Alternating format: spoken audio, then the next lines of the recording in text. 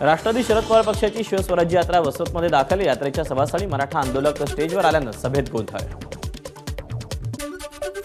मराठ्यांना ओबीसीतून आरक्षण देण्याबाबत 29 ऑगस्टपर्यंत भूमिका स्पष्ट करा, अन्यथा सुपडा साफ होईल। परभणीच्या पाथरीत जयंत पाटलांच्या मंचावर जाऊन मराठा तरुणांचा इशारा। भाजपचे माजी खासदार सुरेश वाघमारे वर्धा विधानसभेसाठी इच्छुक। लोकसभेच्या अपयशानंतर उमेदवार परिवर्तन अपेक्षित, पक्षाकडे वर्ध्याची उमेदवारी मागणार सुरेश वाघमारेंचं वक्तव्य। महाराष्ट्रात आज ठिकठिकाणी हिंदू जनाक्रोश मोर्चाचं आयोजन। अहमदनगरमध्येही मोर्चाचं आयोजन, नितेश राणे होणार सहभागी।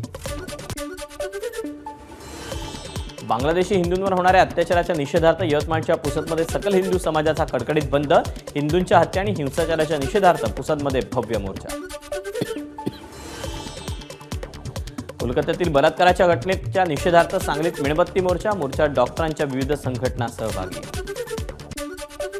राज्यातील निवासी डॉक्टरांच्या संपाला इंडियन मेडिकल काउन्सिलचं समर्थन।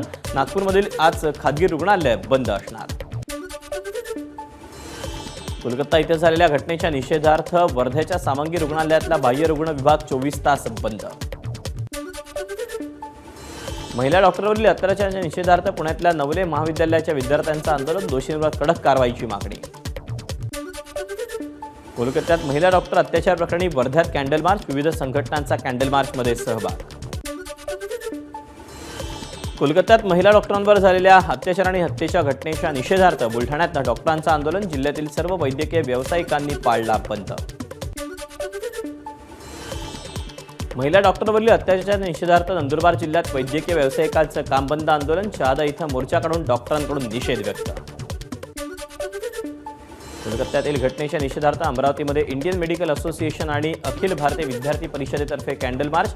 महाविद्यालयातील विद्यार्थी आणि शिक्षकांचा सहभाग।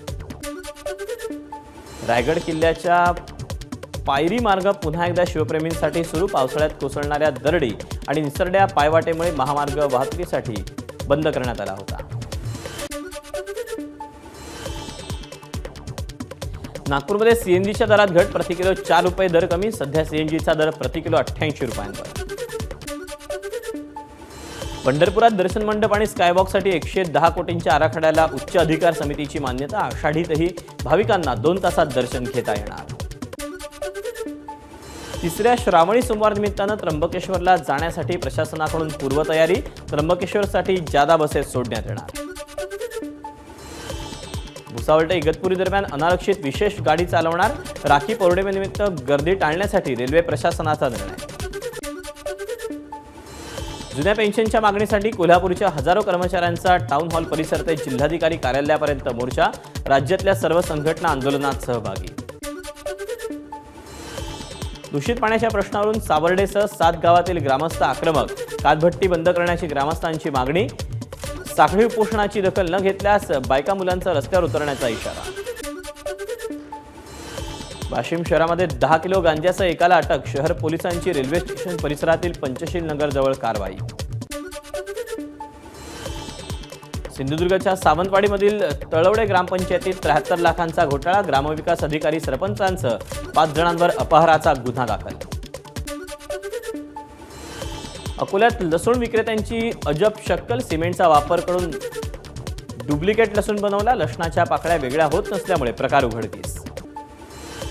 अहमदनगरच्या उड्डाणपुलावर अपघात। सिमेंट ब्लॉकनं भरलेला ट्रकचा उड्डाणपुलाच्या भिंतीला आदळला। पुलाखाली कुणी नसल्यानं मोठा अनर्थ टळला।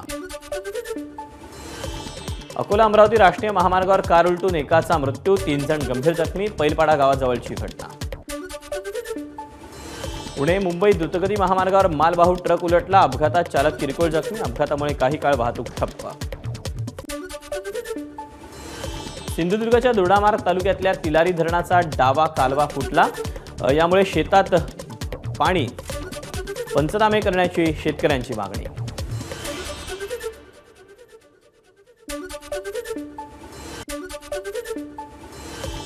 अलिबाग नागाव समुद्र किनाऱ्यावरील 6 किलोमीटरचा बंधारा झाला उद्ध्वस्त। बंधाऱ्याअभावी उधाणाचं पाणी लोकवस्तीत शिरण्याची ग्रामस्थांना भीती। एबीपी माझा, उघडा डोळे बघा नीट।